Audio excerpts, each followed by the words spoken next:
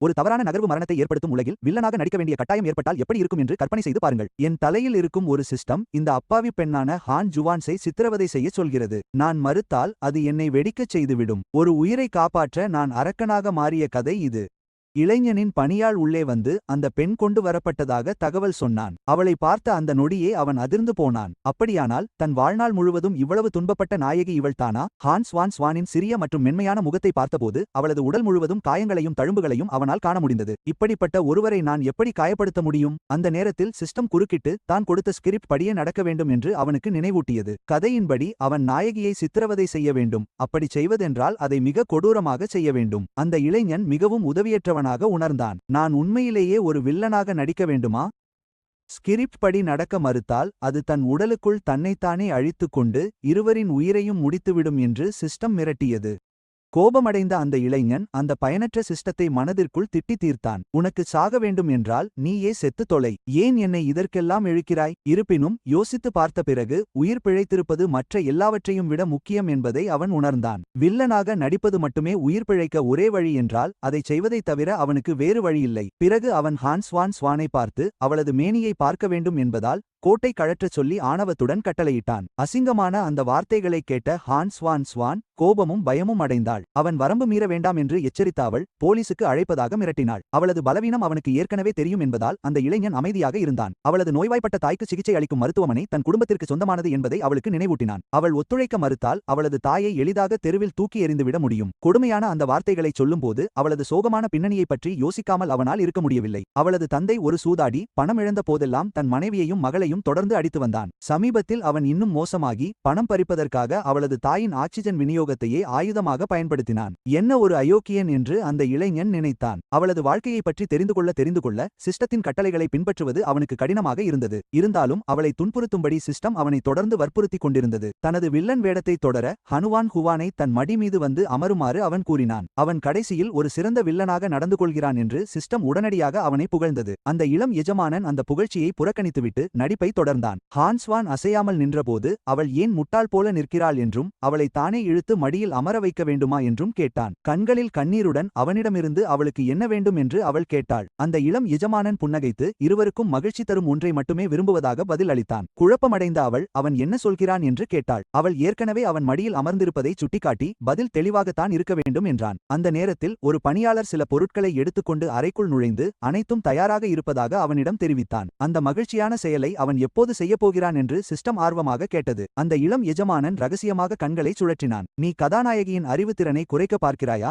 என்னை அவசரப்படுத்தாதே. சிஸ்டத்தின் கூற்றுப்படி இன்றைய பணி ஹான்ஸ் வான் ஸ்வானை உடல் ரீதியாகவும் மன ரீதியாகவும் சித்திரவதை செய்வது. அவள் விரைவில் சிறப்பு பயிற்சிக்கு உட்படுத்தப்படுவாள் என்றும் அது அவள் உடலில் புதிய காயங்களை ஏற்படுத்தும் என்றும் அது கூறியது. அதை கேட்டதும் இளம் எஜமானுக்கு தலைவலி ஏற்பட்டது. சிஸ்டத்தை சிறிது நேரம் அமைதியாக இருக்கச் சொன்னான். இறுதியாக அவன் ஹனுவான் ஸ்வானை பார்த்து அனைவரும் எதிர்பார்த்த கொடூரமான வில்லனாகவே தொடர்ந்து நடித்தான். அந்த இளம் எஜமானன் ஹனு ஸ்வானை பார்த்து ஏமாற்றத்துடன் தலையை அசைத்தான். அவள் உடல் காயங்களால் நிறைந்திருந்தது. அவள் மடியில் அமர்ந்திருந்தபோது அவனுக்கு அசௌகரியமாகவே இருந்தது. தன் கால்கள் வலிக்கத் தொடங்குவதாகவும் அவள் உடலில் உள்ள காயங்கள் தனது மனநிலையை முழுமையாக கெடுத்துவிட்டதாகவும் அவன் புகார் செய்தான். பிறகு அவசரமில்லாமல் அவள் உடைகளை அணியுமாறு கூறினான். அவள் தயங்கியபோது அவளாகவே உடை அணிய வேண்டுமா அல்லது தான் உதவ வேண்டுமா என்று கேட்டான். அவள் தன் ஆர்வத்தை முழுமையாக கெடுத்துவிட்டதாகவும் அதற்கு விளைவுகளை சந்திக்க நேரிடும் என்றும் கூறி ஒரு கெட்ட வில்லனைப் போல நடித்தான். இருப்பினும் அவளை தண்டிப்பதற்கு பதிலாக வீட்டிற்குச் சென்று நன்றாக சாப்பிட்டு உடல் எடையை ஏற்றிவிட்டு உடனே கிளம்பச் சொன்னான். ஏனென்றால் அவள் முகத்தை இனி பார்க்க அவனுக்கு விருப்பமில்லை.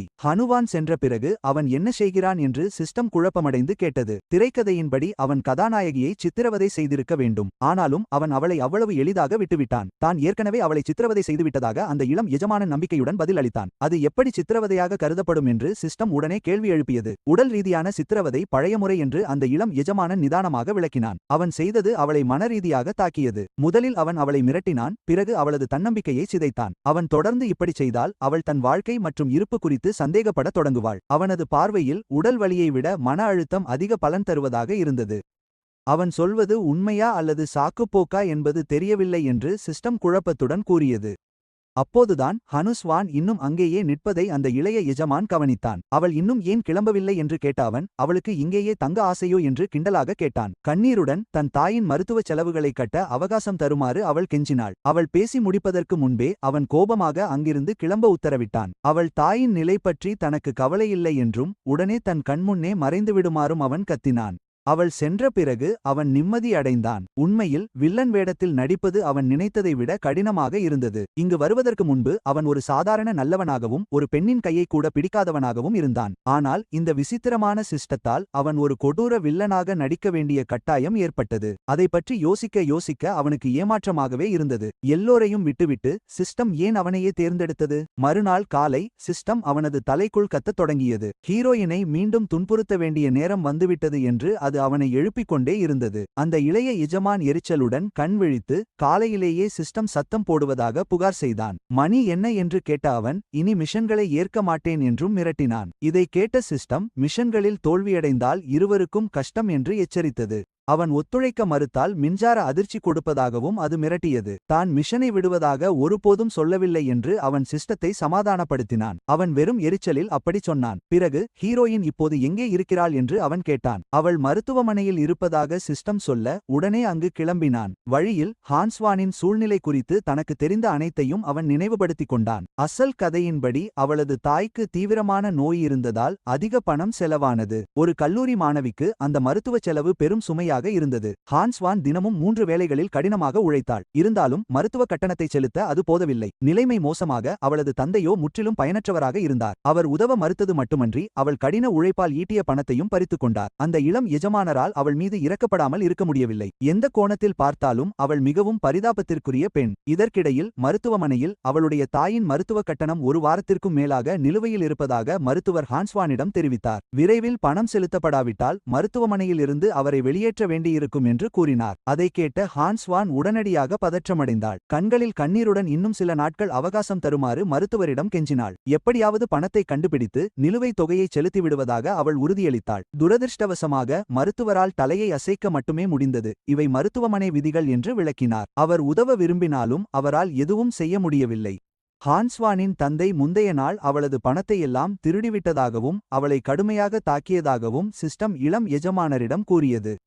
உற்சாகமடைந்த சிஸ்டம் இதுதான் சரியான சந்தர்ப்பம் என்று கூறியது. நாயகி இப்போது முற்றிலும் உதவியற்ற நிலையில் இருப்பதால் எந்த எதிர்ப்புமின்றி அவளை எப்படி வேண்டுமானாலும் துன்புறுத்தலாம் என்று சொன்னது. இப்போது செய்யாவிட்டால் பிறகு எப்போது செய்யப் போகிறீர்கள்? இளம் எஜமானர் உடனடியாக எரிச்சலடைந்து சிஸ்டத்திற்கு துன்புறுத்துவதைத் தவிர வேறு சிந்தனை இல்லையா என்று கேட்டார். அதற்கு ஏதேனும் உணர்வுகள் இருக்கிறதா என்று அவர் வியந்தார். அப்போது அவர் மருத்துவரின் முன் தோன்றினார். அவர் திடீரென வந்ததைக் கண்டு மருத்துவர் திடுக்கிட்டார். இளம் எஜமானர் ஏன் நேரில் வந்தார் என்று மருத்துவர் மரியாதையுடன் கேட்டார். நேரத்தை வீணாக்காமல் உடனடியாக ஏற்பாடுகளை செய்யுமாறு இளம் எஜமானர் அவரிடம் கூறினார். ஹான்ஸ்வானின் தாயை ஒரு சிறந்த அறைக்கு மாற்ற அவர் உத்தரவிட்டார். மருத்துவர் விரைவாக சம்மதித்து அனைத்தையும் கவனிப்பதற்காக சென்றார். இதற்கிடையில் சிஸ்டம் நிலைகுலைந்து போகும் நிலையில் இருந்தது. தாம் வெறும் பணியாளர் என்றும் உத்தரவுகளை நிறைவேற்றுவதே தனது வேலை என்றும் கூறி கதையின்படி நடக்குமாறு இளம் எஜமானரிடம் கெஞ்சியது. தன்னுடைய செயல்திறன் போனஸ் பாதிக்கப்பட்டால் தான் பைத்தியமாகிவிடுவேன் என்று சிஸ்டம் கூறியது. தான் பைத்தியமாவதை நினைத்தாலே பயமாக இருக்கிறது என்றும் அது ஒப்புக்கொண்டது. எல்லாம் கட்டுப்பாட்டில் இருப்பதால் கவலைப்பட வேண்டாம் என்று இளம் எஜமானர் அமைதியாக அவரிடம் கூறினார்.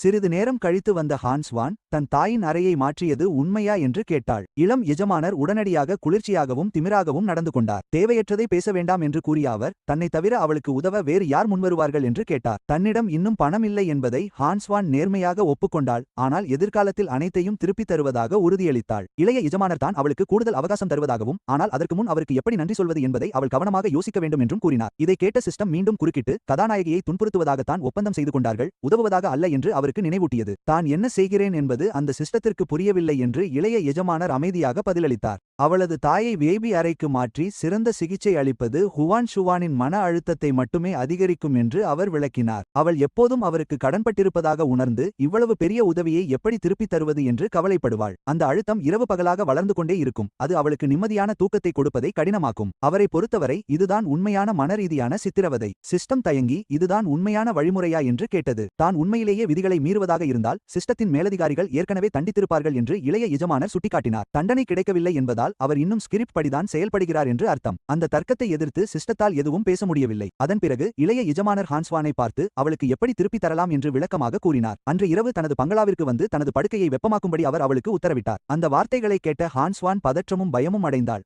ஆனால் அவள் தலையை குனிந்து ஒத்துக்கொள்ள மட்டுமே முடிந்தது. சிஸ்டம் மிகுந்த மகிழ்ச்சி அடைந்தது. அது இளைய எஜமானரை பாராட்டியதுடன் அவர் ஒரு உண்மையான வில்லனாக மாறுவதற்கு மற்றொரு படியை எடுத்து வைத்துள்ளதாக கூறியது. அவன் அந்த கதாநாயகியை தனது பங்களாவிலேயே வைத்து அவளது வாழ்க்கை பாழாகும் வரை மற்றும் அவள் கண்களில் உள்ள ஒளி மறையும் வரை சித்திரவதை செய்யுமாறு ஊக்குவித்தது. தான் முழு முயற்சியுடன் செயல்படுவதாக இளைய எஜமானர் சுருக்கமாக பதிலளித்தார். இருப்பினும் பங்களாவிற்கு செல்வதற்கு பதிலாக முதலில் ஹான்ஸ்வானின் வீட்டிற்கு செல்ல அவர் முடிவெடுத்தார். அவருடைய கருத்துப்படி ஒரு எதிரியை முழுமையாக புரிந்து கொள்வதே அவர்களை தாக்குவதற்கான சிறந்த வழியாகும். அவர்கள் அங்கு சென்றடைந்த போது ஹான்ஸ்வானின் தந்தை கடன் வசூலிப்பவர்களால் சூழப்பட்டிருப்பதை கண்டனர். அந்த மனிதன் கூடுதல் கால அவகாசம் கேட்டு கெஞ்சினான். விரைவில் பணத்தை திருப்பித் தருவதாக உறுதியளித்தான். கடன் வசூலிப்பவர்கள் அவனை ஏளனம் செய்து உடைந்த கைகளோ அல்லது கால்களோ கொண்டு கடனை அடைக்கப் போகிறாயா என்று கேட்டனர். அச்சமடைந்த அந்த தந்தை தொடர்ந்து கெஞ்சினான். இப்போதைக்கு பணம் செலுத்த வழியில்லை என்பதை ஒப்புக்கொண்டான். பின் தயக்கமின்றி அவன் தனது மகளை சுட்டிக்காட்டி அவள் பதிலாக கடனை அடைக்க முடியும் என்று கூறினான். அவள் அழகாக இருக்கிறாள் என்று வெட்கமில்லாமல் கூறி அவளை அவர்கள் என்ன வேண்டுமானாலும் செய்யலாம் என்று அவன் பரிந்துரைத்தான். இந்த காட்சியை பார்த்த இளைய எஜமானர் அருவருப்படைந்தார். ஒரு தந்தை தனது சொந்த மகளை ஒரு பேரம் பேசும் பொருளாக பார்ப்பதை அவனால் நம்பவே முடியவில்லை. அவருடைய பார்வையில் இந்த மனிதன் ஒரு முழுமையான அயோக்கியனை தவிர வேறில்லை. அதே நேரத்தில் சிஸ்டம் மீண்டும் உற்சாகமடைந்து அந்த நாயகி அவளுக்கு சொந்தமாகிவிடுவாள் என்று கூறி உடனடியாக அந்த சலுகையை ஏற்குமாறு அவனை வற்புறுத்தியது. இளைய எஜமான் ஹன்ஸ்வானின் தந்தையை பார்த்து அவன் சொன்ன வார்த்தைகளை நினைவில் வைத்துக் கொள்ளுமாறு குளிர்ச்சியாக கூறினார். இனிவரும் தருணத்திலிருந்து அவனது மகள் தனக்கே சொந்தமானவள். தந்தை உடனடியாக உற்சாகமடைந்து ஹன்ஸ்வான் இப்போது முழுமையாக இளைய எஜமானுடையவள் என்று மீண்டும் மீண்டும் கூறி தயக்கமின்றி ஒப்புக்கொண்டார். அதை கேட்டதும் இளைய எஜமானின் முகம் திடீரென்று குளிர்ந்தது. அவள் இப்போது அவனுடைய சொத்து என்று கருதிய பிறகும் ஹன்ஸ்வானை அடிக்க அந்த மனிதனுக்கு எப்படி துணிச்சல் வந்தது என்று அவர் கேட்டார். அவன் ஏற்கனவே அவளை விற்றுவிட்டான் என்றால் அவள் உடலில் ஒரு காயம் கூட இருந்திருக்கக்கூடாது. தந்தை உடனடியாக பதற்றமடைந்து மன்னிப்பு கேட்க தொடங்கினார். தான் தவறு செய்துவிட்டதை ஒப்புக்கொண்டு இனிமேல் இப்படி ஒருபோதும் செய்யமாட்டேன் என்று சத்தியம் செய்தார். இருப்பினும் அவர் எவ்வளவு கெஞ்சினாலும் இளைய எஜமான் அசையாமல் இருந்தார். அவர் தனது ஆட்களிடம் தந்தைக்கு பாடம் புகட்டுமாறு உத்தரவிட்டார். ஆனால் அவனை உயிரோடு கொன்றுவிடக்கூடாது என்று தெளிவாக கூறிவிட்டார். இவை அனைத்தையும் கவனித்த சிஸ்டம் மீண்டும் குழப்பமடைந்து அவர் சரியாக என்ன செய்கிறார் என்று கேட்டது. இதுவும் தனது திட்டத்தின் ஒரு பகுதிதான் என்று இளைய எஜமான் நிதானமாக விளக்கினார். ஹன்ஸ்வானின் முன்னிலையில் தந்தையை தண்டிப்பதன் மூலம் அவளது மனதில் ஒரு வலுவான தாக்கத்தை ஏற்படுத்த முடியும். அடுத்த முறை அவள் அவரை பார்க்கும்போது அவர் சொல்வதற்கெல்லாம் கீழ்ப்படிவதற்கான வாய்ப்பு அதிகம். அவரை பொறுத்தவரை இது ஒரு வகையான கட்டுப்பாட்டு முறை மட்டுமே. சிஸ்டம் இன்னும் சந்தேகத்துடனேயே இருந்தது. அவர் சொல்வது உண்மையா அல்லது பொய் தானா என்று தெரிந்து கொள்ளும் அளவிற்கு தான் போதிய புத்தகங்களை படிக்கவில்லை என்று மீண்டும் நினைவூட்டியது. இதற்கிடையில் ஹன்ஸ்வானின் தந்தை கடுமையாக அடிவாங்கிக் கொண்டிருந்தார் மற்றும் உதவிக்காக தனது மகளிடம் பரிதாபமாக கெஞ்சினார். இளைய எஜமானிடம் பேசி கருணை காட்டுமாறு அவளிடம் கெஞ்சினார். அந்த அலறல்களை கேட்ட இளைய எஜமான் அவனை விடுவிப்பது சாத்தியமே இல்லை என்று குளிர்ச்சியாக பதிலளித்தார். தந்தை உடனடியாக தனது போக்கை மாற்றிக்கொண்டு அவரை புகழத் தொடங்கினார். அவர் பெருந்தன்மையானவர் மற்றும் கனிவானவர் என்று கூறினார். எப்படியாவது தன்னை விட்டுவிட்டால் எதை வேண்டுமானாலும் செய்வதாக அவர் உறுதியளித்தார். இளைய எஜமான் ஒரு ஆவணத்தை நீட்டி ஒரு நிபந்தனை இருப்பதாக கூறினார். அவன் அந்த தாளில் கையெழுத்திட்டு ஹன்ஸ்வானுடன் உள்ள அனைத்து உறவுகளையும் நிரந்தரமாக துண்டித்துக் கொள்ள வேண்டும். இன்றிலிருந்து இருவருக்கும் ஒருவருக்கொருவர் எந்த கடனும் இருக்காது. அவர்களுக்கு இடையே தந்தை மகள் உறவு என்று எதுவும் இருக்காது. கொஞ்சமும் யோசிக்காமல் அந்த தந்தை ஒப்புக்கொண்டார். அவர் அவசரமாக அந்த ஆவணத்தில் கையெழுத்திட்டு தன்னை விடுவிக்குமாறு கெஞ்சினார். அவரை பொறுத்தவரை மேலும் தண்டனையிலிருந்து தப்பிக்கும் வரை உறவை துண்டிப்பது என்பது ஒன்றும் பெரிய விஷயமல்ல. கையெழுத்திட்ட பிறகு அவர் ஹன்ஸ்வானை திரும்பி பார்த்து எல்லாம் முடிந்துவிட்டது என்று அவளிடம் கூறினார். தான் அங்கிருந்து கிளம்பி மீண்டும் வரமாட்டேன் என்று கூறிவிட்டு அவன் விரைவாக அங்கிருந்து மறைந்தான். தந்தையை கவனித்த பிறகு அந்த இளம் எஜமானன் ஹனுவானை பார்த்து அவளை ஏன் அங்கு அழைத்து வந்ததாக அவள் நினைக்கிறாள் என்று கேட்டான். அவள் பதில் சொல்வதற்கு முன்பே தன்னுடன் படுக்கையை பகிர்ந்து கொள்ளவே அவளை அழைத்து வந்ததாக அவன் வெளிப்படையாக கூறினான். பிறகு அவளுக்கு ஒரு அறையை தயார் செய்யுமாறு வேலையாளிடம் அவன் உத்தரவிட்டான். வேலையாள் உடனடியாக அதற்கு அடிபணிந்தான். அதே நேரத்தில் இன்றைய இரவுக்கான இலக்கு அசல் கதையின்படி நாயகியை சித்திரவதை செய்வதுதான் என்று சிஸ்டம் அவனுக்கு நினைவூட்டியது. அந்த இளம் எஜமானன் பதற்றப்படாமல் எல்லாவற்றையும் தன்னிடமே விட்டுவிடுமாறு சிஸ்டமிடம் கூறினான். சிறிது நேரம் கழித்து வேலையாள் திரும்பி வந்து ஹான்ஸ்வானின் அறை தயாராகிவிட்டதாக தெரிவித்தான். அந்த அறை அவளுக்கு பிடித்திருக்கிறதா என்று பார்க்க வருமாறு இளம் எஜமானன் அவளிடம் கேட்டான். அறைக்குள் நுழைந்த அந்த நிமிடம் அவன் அதிர்ச்சியில் உறைந்து போனான். அந்த அறை முழுவதும் சித்திரவதை செய்யும் கருவிகள் நிறைந்திருந்ததால் அவன் தன் மனதிற்குள் சிஸ்டத்தை திட்டிக் கொண்டான். சிஸ்டம் பெருமையுடன் அவனது கருத்தை கேட்டு அனைத்தையும் முன்பே கவனமாக தயார் செய்ததாக கூறியது. பயிற்சி தொடங்கியதும் தடையின்றி அவன் என்ன வேண்டுமானாலும் செய்ய ஏதுவாக தனது ரெக்கார்டிங் முறையை நிறுத்துவதாக அது அவனுக்கு உறுதியளித்தது. இளம் எஜமானன் மிகவும் சிந்தனையுடன் நடந்து கொண்ட சிஸ்டத்திற்கு கிண்டலாக நன்றி தெரிவித்தான். அப்போதுதான் ஹனுவான் அவனது கட்டளைகளை ஏற்க தயாராக இருப்பதை அவன் கவனித்தான். அவளது எதிர்வினையைக் கண்டு அவன் ஆச்சரியப்படாமல் இருக்க முடியவில்லை. இன்று இரவு ஏதோ நடக்கப் போவதாக இந்த பெண் உண்மையிலேயே நினைக்கிறாளா? சிஸ்டம் எதிர்பார்த்த எதையும் செய்யாமல் அவளை முதலில் புத்துணர்ச்சியுடன் வருமாறு அவன் கூறினான். அவன் அந்த வார்த்தைகளைச் சொன்ன அந்த நிமிடமே சிஸ்டம் கோபத்தில் கொதித்தது. இன்றிரவுக்காக தான் செய்த முயற்சிகளை பற்றி அது புகார் செய்தது. மேலும் நாயகியின் பயிற்சி பயிற்சியை திட்டமிட்டபடி முடிக்க தவறினால் இதை சாதாரணமாக விடப்போவதில்லை என்று எச்சரித்தது. இப்படியே போனால் அவன் பயனற்றவன் என்று நிரூபித்து அவனை முழுமையாக அவமானப்படுத்துவேன் என்று சிஸ்டம் கோபத்துடன் புகார் செய்தது. நாடகமாடுவதை நிறுத்துமாறு கூறி இளம் எஜமானன் அதை உடனடியாக அடக்கினான். தான் திறமையானவனா இல்லையா என்பதை தன் சிஸ்டத்திடம் நிரூபிக்க வேண்டிய அவசியமில்லை. அன்று இரவு ஹான்ஸ் வான் ஸ்வான் படுக்கையில் படுத்திருந்தபோது குழப்பத்துடன் அவனை பார்த்து அவன் உண்மையிலேயே அப்படியே தூங்கப் போகிறானா என்று கேட்டாள். தான் வேறு என்ன செய்ய வேண்டும் என்று கேட்டு இளம் எஜமானன் அலட்சியமாக பதிலளித்தான். பிறகு அவளுக்கு தான் சிறப்பு முக்கியத்துவம் கொடுக்க வேண்டிய அவசியமில்லை என்று அவன் குளிர்ச்சியாக கூறினான். அவனிடமிருந்து அவள் என்ன எதிர்பார்க்கிறாள் என்று கேட்டான். ஏனென்றால் அவளது கண்கள் அந்த மரியாதைக்கு இன்னும் தகுதியானவள் இல்லை. அந்த வார்த்தைகளை கேட்டு சிஸ்டம் முற்றிலும் அதிர்ச்சியடைந்து அவன் என்ன சொல்ல வருகிறான் என்று கேட்டது. இளைய எஜமானர் தான் அவளை இன்னும் சித்திரவதை செய்து கொண்டிருப்பதாக அமைதியாக விளக்கினார். எப்படியும் அவள் அவனது படுக்கைக்கு வர கட்டாயப்படுத்தப்பட்டு பிறகு அலட்சியப்படுத்தப்பட்டாள். அவளது கவர்ச்சி மற்றும் தன்னம்பிக்கை மீது அவளே சந்தேகம் கொள்ள தொடங்குவாள் என்று அவன் கருதினான். அவனை பொறுத்தவரை அது மனரீதியான சித்திரவதைக்கு ஒரு சிறந்த உதாரணமாக இருந்தது. பிறகு ஹான் சாஞ்சுவான் அவனை எதிர்க்க முயன்றபோது இளைய எஜமானர் அவளை பிடித்து அவளது நிலையை உறுதியாக நினைவூட்டினார். அவள் அவனது வில்லாவிற்குள் வாழும் ஒரு பறவை என்றும் அனுமதியின்றி வெளியேற வேண்டாம் என்றும் எச்சரித்தான். அவனை பொறுத்தவரை வெளியுலகிற்கும் அவளுக்கும் இனி எந்த தொடர்பும் இல்லை. ஹான்ஸ் வான் ஸ்வான் தான் யாருடைய செல்லப்பிராணியும் இல்லை என்றும் தன்னை சிறை வைக்க அவனுக்கு உரிமை இல்லை என்றும் உடனே எதிர்த்து பேசினாள். விதிமுறைகளை முடிவு செய்பவள் அவள் அல்ல என்று இளைய எஜமானர் குளிர்ச்சியாக பதிலளித்தார். இந்த வில்லாவிற்குள் அவனது சொல்லே சட்டமாகும். சிறிது நேரத்திற்கு பிறகு அவன் அவளை பயிற்சி மையத்திற்கு அழைத்துச் சென்று ஒரு பயிற்சியாளரிடம் ஒப்படைத்தான். அவளுக்கு மிகவும் கடினமான பயிற்சியை வழங்கும்படி பயிற்சியாளருக்கு அவன் ஆணையிட்டான். பயிற்சியாளர் உடனடியாக அதற்கு ஒப்புக்கொண்டார். சிறிய இடைவேளைக்கு பிறகு உண்மையான போர் பயிற்சி தொடங்கப் போவதாக அவர் அறிவித்தார். அடுத்த கட்டத்தில் நேரடி மோதல் மற்றும் ஒருவருக்கு ஒருவர் சண்டையிடும் பயிற்சி இடம்பெறும்.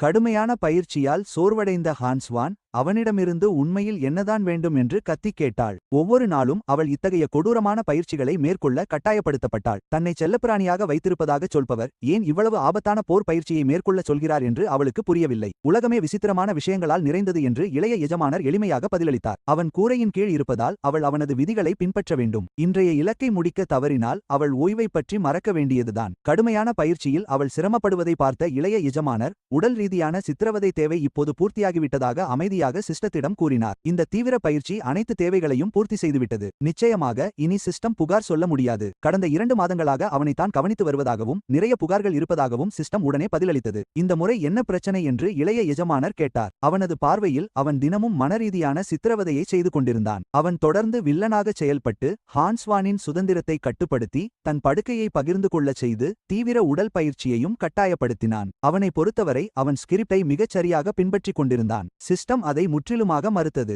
அவன் அசல் ஸ்கிரிப்டையும் தாண்டிச் சென்று கொண்டிருப்பதாக அது வாதிட்டது. சாதாரண கதைகளில் பெண்ணை சிறைப்பிடிக்கும் வில்லன் அவளை பாட்டு, நடனம் அல்லது மலர் அலங்காரம் போன்ற கலைகளை கற்றுக் கொடுத்து பிற்காலத்தில் கதாநாயகனை மகிழ்விக்கச் செய்வான். ஆனால் இவனோ கதாநாயகியை ஒரு போர் வீராங்கனையாக மாற்றி அவளை கடுமையான போர் பயிற்சிகளுக்கு உட்படுத்தினான். இன்னும் சில மாதங்களுக்கு அவளுக்கு பயிற்சி அளித்தால் அவள் இந்த வில்லாவையை அழிக்கும் அளவுக்கு வலிமையடைந்து விடுவாள் என்று அந்த சிஸ்டம் எச்சரித்தது. இதை கேட்ட இளம் எஜமான் சிஸ்டத்தின் கற்பனை திறன் மிகவும் குறைவாக இருக்கிறது என்று சிரித்துக்கொண்டே சொன்னான். அவனுடைய முறைகளை விமர்சிக்கும் முன் சிஸ்டம் இன்னும் கவனமாக சிந்திக்க வேண்டும் என்று அவன் கூறினான். சிஸ்டத்திற்கு பெரிய உண்மை புரியவில்லை என்று கூறி இளம் எஜமான் சிரித்தான். எதிர்காலத்தில் ஹே சுவாங்குவானை தனது தனிப்பட்ட மெய்காப்பாளராக மாற்ற அவன் திட்டமிட்டிருந்தான். அவள் பல பொறுப்புகளை ஒரே நேரத்தில் கவனிப்பாள், மேலும் அவளுக்கு ஒரு காசு கூட கொடுக்க வேண்டியதில்லை என்பதுதான் இதில் சிறப்பம்சமே.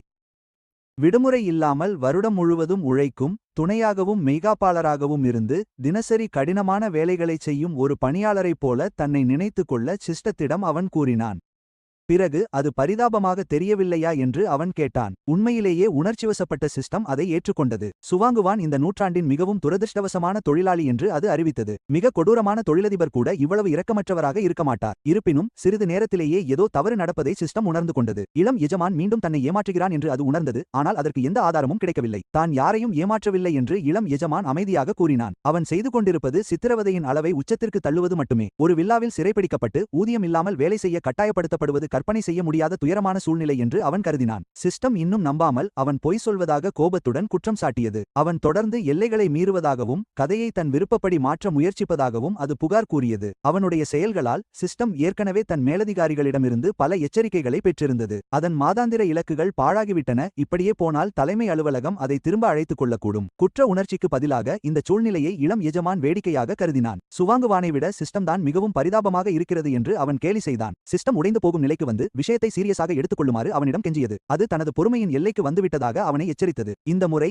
எழுதியபடி அசல் ஸ்கிரிப்டை தான் பின்பற்ற வேண்டும் என்று அது வலியுறுத்தியது. கதையின்படி அந்த இரவில் ஒரு கட்டாய தொடர்பு காட்சி நடக்க வேண்டியிருந்தது. எனவே போர் பயிற்சியில் நேரத்தை வீணடிப்பதை நிறுத்த வேண்டும் என்று சிஸ்டம் கோரியது. இளைய எஜமான் முதலில் மறுக்க விரும்பினார். ஆனால் சிஸ்டம் உடனடியாக தனது இறுதி எச்சரிக்கையை விடுத்தது. அவர் மீண்டும் கதையை மாற்ற முயற்சித்தால் அது தன்னைத்தானே அழித்துக்கொள்ளும் முறையை தொடங்கும். அப்படி நடந்தால் இருவரும் ஒன்றாக இறந்து விடுவார்கள் மற்றும் அனைத்தும் முடிவுக்கு வரும். சிஸ்டம் தீவிரமாக இருப்பதை உணர்ந்த இளைய எஜமான் இறுதியில் பணிந்து ஒத்துழைக்க ஒப்புக்கொண்டார். மறுநாள் செல்வந்த மற்றும் செல்லம் கொஞ்சம் சில இளைஞர்கள் வில்லாவிற்கு வந்தனர். அவர்கள் அனைவரும் இளைய எஜமானின் அதே சமூக வட்டத்தை சேர்ந்தவர்கள். கதையின் நாயகனும் அங்கு தற்செயலாக வந்திருந்தார். அவரை பார்த்ததும் இளைய எஜமானுக்கு அசல் கதை நினைவுக்கு வந்தது. ஸ்கிரிப்ட் படி கதாநாயகி நாயகனை சந்தித்து முதல் பார்வையிலேயே காதல் கொண்டு சில பானங்களுக்கு பிறகு அவரது வாழ்க்கையில் ஒரு முக்கிய மாற்றம் ஏற்படும். அந்த காட்சியின் ஒவ்வொரு பகுதியும் திட்டமிட்டபடியே நடப்பதை உறுதி செய்ய சிஸ்டம் உறுதியாக இருந்தது. கூட்டம் தொடர்ந்தபோது அந்த பணக்கார இளைஞர்கள் சுதந்திரமாக பேசத் தொடங்கினர். அவர்களில் ஒருவர் ஏன் இளைய எஜமான் சமீபகாலமாக அவர்களுடன் பொழுதுபோக்கில் கலந்து கொள்வதில்லை என்று கேட்டார். இளைய எஜமான் தான் சில தனிப்பட்ட விஷயங்களில் பிஸியாக இருந்ததாக சாதாரணமாக பதிலளித்தார். மற்றொரு நண்பன் கிண்டலாக சிரித்து இளைய எஜமான் ஏதோ ஒரு சிறப்பான விஷயத்தை மறைத்து வைத்திருப்பதாக வதந்திகளை கேள்விப்பட்டதாக கூறினான். அவர்கள் நண்பர்களாக இருந்ததால் அவர்களும் அதை பார்க்க விரும்பினர். இளைய எஜமான் உடனடியாக மறுத்துவிட்டார். தனக்கு அதில் விருப்பமில்லை என்று கூறினார். சிஸ்டம் உடனடியாக கோபமடைந்தது. மீண்டும் கதையை மாற்ற முயற்சி செய்கிறாரா என்று அது கேட்டு மிரட்டியது. அசலான வில்லனைப் போல நடந்து கொள்ளாமல் கதாபாத்திரத்திலிருந்து விலக வேண்டாம் என்று அது அவருக்கு நினைவூட்டியது. கதையின்படி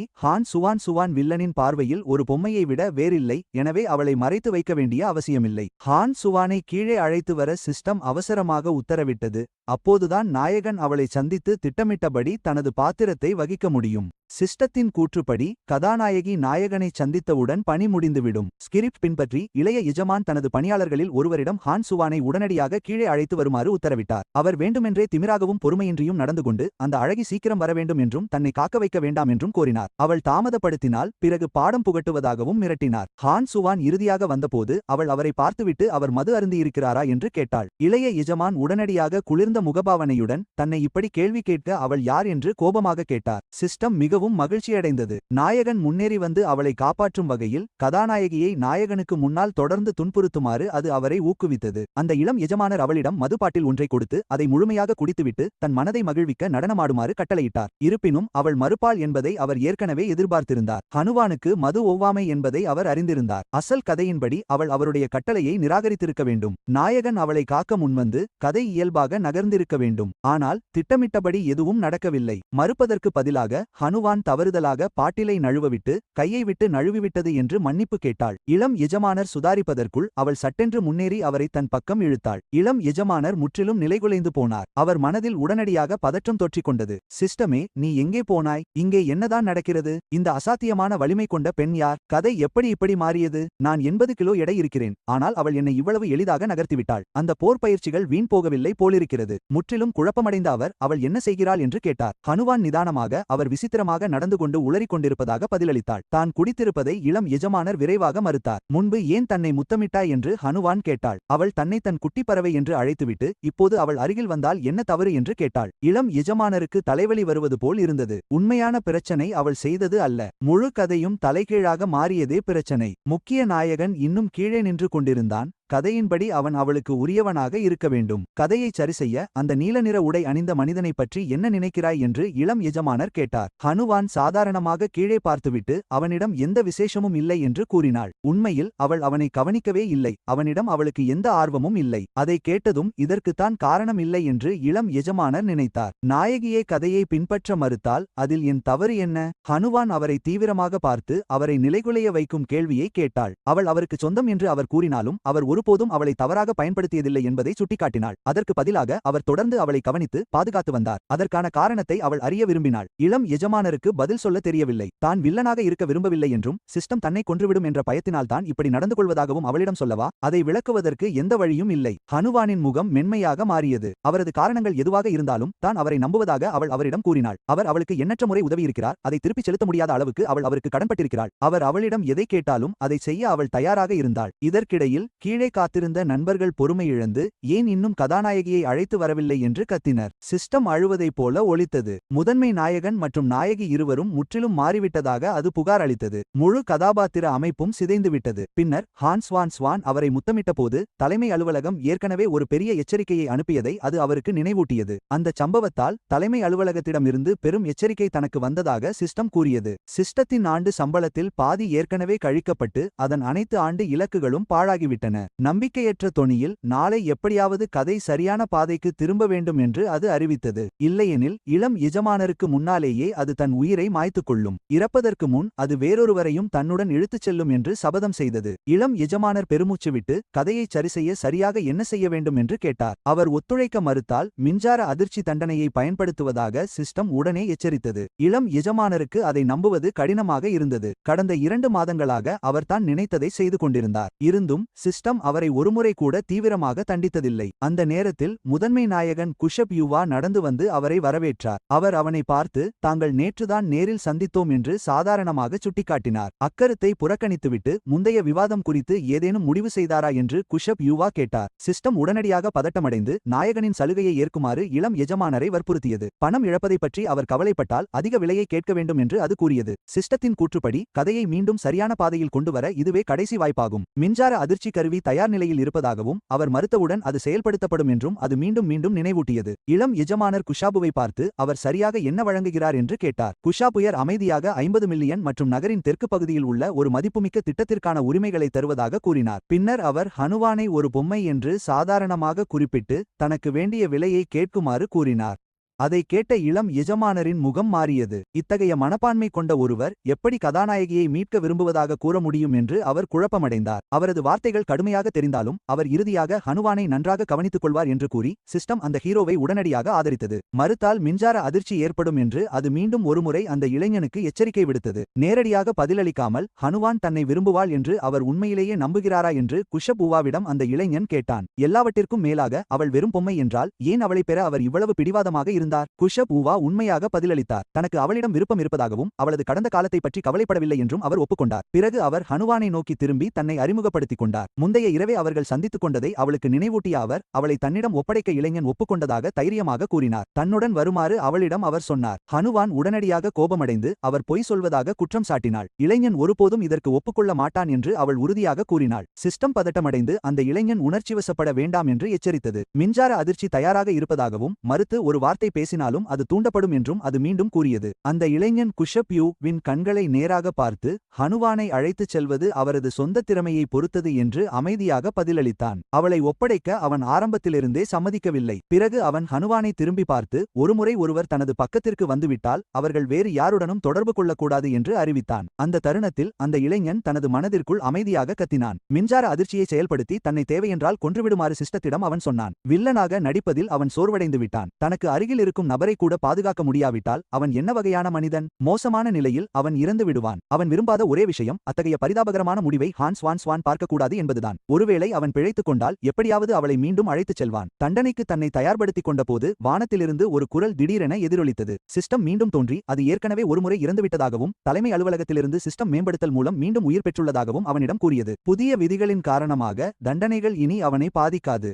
இனிமேல் சிஸ்டம் மட்டுமே விளைவுகளை சந்திக்கும். அதன் வேலை இனி கட்டாயப்படுத்துவது அல்ல, வெறும் வழிநடத்துவதும் அறிவுரை கூறுவதும் தான். அந்த இளைஞன் முற்றிலும் அதிர்ச்சியில் உறைந்து போனான். இவ்வளவு முக்கியமான விவரத்தை ஏன் சிஸ்டம் முன்னரே சொல்லவில்லை என்று அவன் உடனடியாக கேள்வி எழுப்பினான். முதலில் உண்மையை சொல்லியிருந்தால் யாரும் அதை கேட்டிருக்க மாட்டார்கள் என்று சிஸ்டம் வெட்கமில்லாமல் பதிலளித்தது. அப்படியிருந்தும் தனக்கு ஒதுக்கப்பட்ட வேலையை செய்ய மறுத்த வரலாற்றின் முதல் புரவலர் அவர்தான். ஹனுவான் முன்னேறி வருவதை அந்த இளம் எஜமானர் பார்த்தார். திடீரென ஹனுவான் முன்னேறி வந்து குஷப் உவாவை தாக்கினாள். அந்த இளம் எஜமானர் நம்ப முடியாமல் பார்த்துக் கொண்டிருந்தார். இருங்க, ஹனுவான் சுவான் நிஜமாவே கதாநாயகனை அடிக்கிறாளா? அந்த சிஸ்டம் கூட பதில் சொல்ல முடியாமல் ஒருவேளை கதாநாயகன் இதை அனுபவிக்க வேண்டியவன் தான் என்று மட்டுமே கூறியது. சூழ்நிலை முற்றிலும் கட்டுப்பாட்டை மீறி செல்வதை கவனித்துக் கொண்டிருந்தார். இனி இந்த அசிங்கமெல்லாம் போதும் என்று அந்த இளம் எஜமானர் முடிவெடுத்தார். அவரை பொறுத்தவரை எல்லாம் முடிந்துவிட்டது. அப்போது ஒரு எண்ணம் அவர் மனதில் தோன்றியது. அவள் என்னையும் அடித்துவிட்டால் என்ன செய்வது? ஏனென்றால் அவர் அவளை தள்ளிவிடத்தான் முயன்றிருந்தார். அவர் சுதாரிப்பதற்குள் ஹனுவான் அவரை பிடித்து இனிமேல் அவளை வேறு யாருக்கும் கொடுக்கும் முயற்சியை செய்ய வேண்டாம் வேண்டாம் என்று எச்சரித்தாள். அந்த இளம் எஜமானர் உடனடியாக சரணடைந்தார். மீண்டும் இப்படி ஒருபோதும் செய்ய மாட்டேன் என்று திரும்ப திரும்ப உறுதியளித்தார். அதை கேட்டதும் ஹன்ஸ்வானின் கண்கள் சிவந்தன. தான் உண்மையாகவே பயந்துவிட்டதாக அவள் ஒப்புக்கொண்டாள். ஒரு நிமிடம் அவர் தன்னை கைவிட்டு விட்டதாக அவள் உண்மையிலேயே நம்பினாள். அந்த இளம் எஜமானர் சங்கடமாக புன்னகைத்தார். அவர் மனதில் அவள் கதாநாயகனை தரையில் வீசியது இன்னும் ஓடிக்கொண்டிருந்தது. அந்த காட்சியில் அவள் பயந்தவள் போல ஒரு துளியும் தெரியவில்லை. இருந்தாலும் அவர் அவளிடம் அதை நம்புவதாக தலையசைத்தார். சிறிது நேரம் கழித்து அவள் கையில் இருந்த கயிற்றை கவனித்தவர், அதை எதற்கு வைத்திருக்கிறாய் என்று கேட்டார். ஹான் ஸ்வான் ஹுவான் சிரித்துக்கொண்டே அவனுக்கு விடை தெரியாதா என்று கேட்டாள். பின்பு